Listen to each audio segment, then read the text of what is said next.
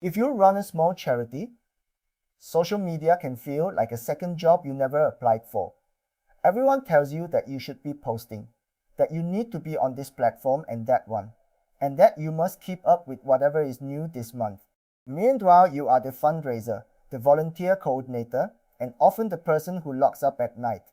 You simply do not have hours to pour into feeds that seem to swallow your effort whole. Here is the reassuring truth.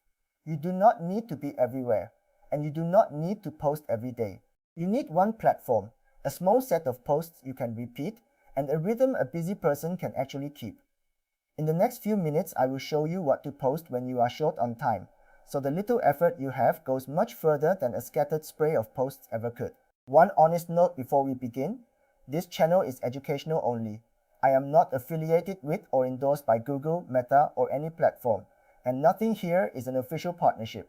Nothing in this video is legal, tax, or compliance advice.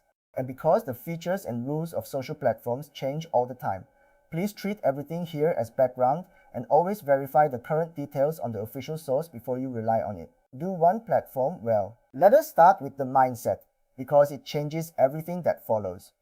The goal is not to be present on every platform. It is to do one platform genuinely well. When you are a team of one, spreading yourself across 4 networks means 4 half-updated accounts and 4 places where a visitor might find a page that has been silent for months. An abandoned account quietly works against you because someone who lands on a profile with no recent activity wonders whether your charity is still running at all. One platform, posted to consistently and answered promptly, builds more trust than a handful of accounts you tend to in guilty bursts. This is not settling for less. It is choosing depth over noise. So give yourself permission, right now, to pick one home for your social effort and let the others wait. You can add a second later, once the first is a comfortable habit rather than a source of dread. Pick where your people already are. So which platform should it be? Not the newest one, not the one with the biggest headlines, and not the one a well-meaning volunteer swears by. It is simply the place where the people who care about your cause already spend their time. Picture the supporter you most want to reach. If your donors and volunteers are older and local, they may gather somewhere very different from where a youth cause finds its crowd. A charity whose work is visual, think animal rescue, the arts, or the outdoors, has a natural fit with image and video platforms. A cause built on discussion or advocacy may do better where conversation happens. Do not guess in a vacuum. Look at where your existing supporters already engage. Ask a few of them directly and notice which platform keeps coming up. Then commit to that one. Choosing based on where your people are, rather than where you feel comfortable, is the difference between talking to an empty room and talking to the crowd that actually shows up. A few post types you can reuse. Here is where short on time charities get stuck. Every post feels like it has to be invented from nothing. The fix is to stop treating each post as a blank page and instead work from a small set of repeatable post types, sometimes called content pillars. Let me give you 6 that work for almost any cause. First, a behind-the-scenes look, a quick glimpse of the ordinary work most people never see. Second, one supporter or beneficiary story, a single real person and a single moment, shared with permission. Third, a concrete impact update, a specific thing your charity did this week, not a vague mission statement. Fourth, a simple ask, one clear invitation to donate, volunteer, or share, made plainly and without apology. Fifth, a thank you, public gratitude to a volunteer, donor, or partner, which also makes people feel seen. And sixth, an evergreen tip, a small piece of useful advice related to your cause that helps someone whether or not they ever give. Rotate through those 6 and you have a month of varied, meaningful posts without ever wondering what on earth to say. Batch a month in one sitting. Now let us talk about time, because the real enemy is not the posting, it is the daily switching. Sitting down cold to think of something clever every single day is exhausting, and it is why most charity accounts go quiet.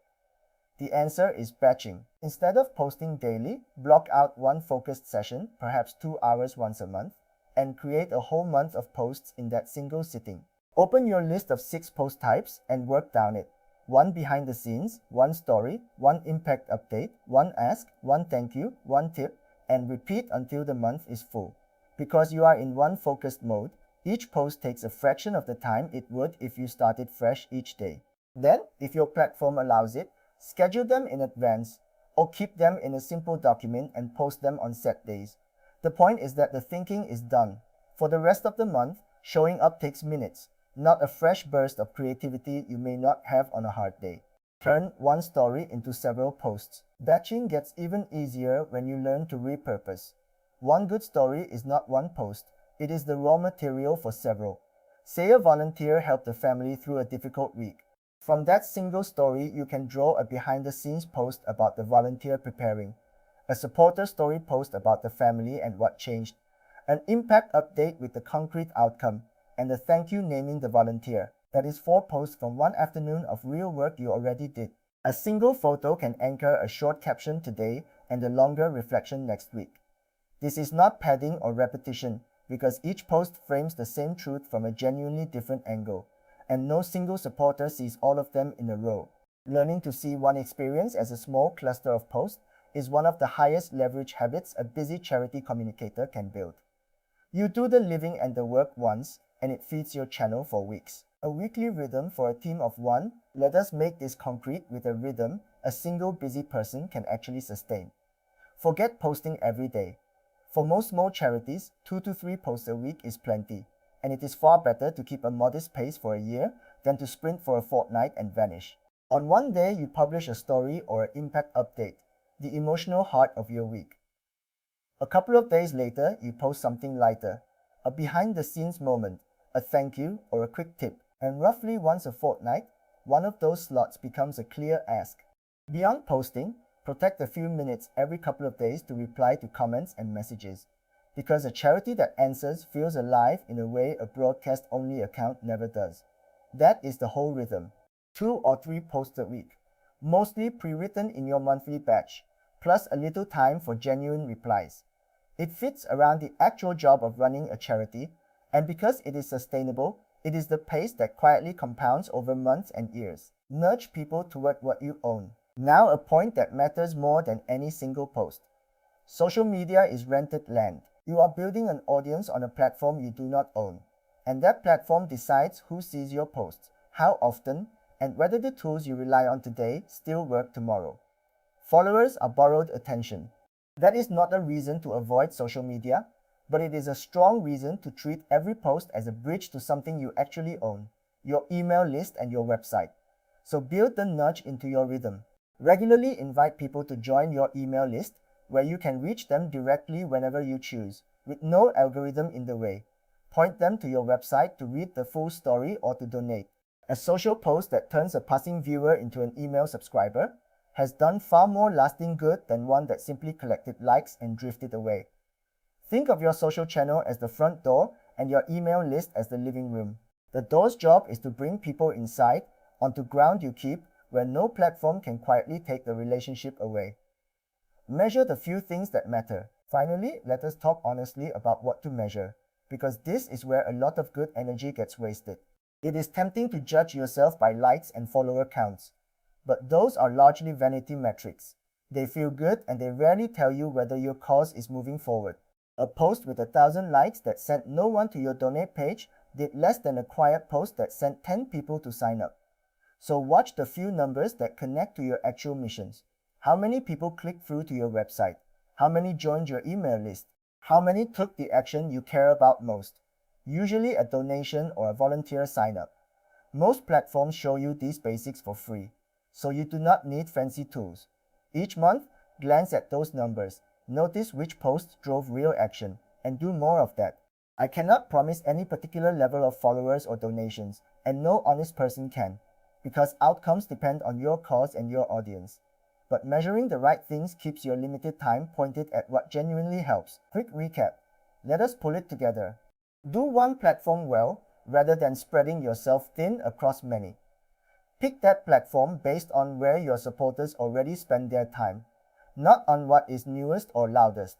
Work from a small set of repeatable post types, behind-the-scenes glimpses, one supporter or beneficiary story, a concrete impact update, a simple ask, a thank you, and an evergreen tip, so you never face a blank page. Batch a whole month of posts in one focused sitting. and repurpose a single story into several posts from different angles. Keep a sustainable rhythm of 2 or 3 posts a week, plus a little time to reply, rather than sprinting and burning out. Always nudge people from rented social toward the channels you own, your email list and your website, and measure the few things that matter: clicks, signups, and donations, rather than vanity likes. Because platform features and rules change, always confirm the current details on the official source rather than assuming from a video. Remember, being short on time is not the obstacle it feels like. It is actually the reason to be focused. One platform, 6 kinds of posts, a monthly batch, and a steady weekly rhythm will carry your cause further than any frantic attempt to be everywhere at once. Nothing here is a guarantee of followers, donations, or any particular outcome, and platform rules can change, so always verify the current details with the official source before you rely on them. But the approach is sound, it is kind to a busy team, and it is entirely within your reach. If this gave you a clearer, calmer plan for social media, subscribe for practical charity marketing you can actually use, and I will keep turning this work into plain, doable steps, one video at a time.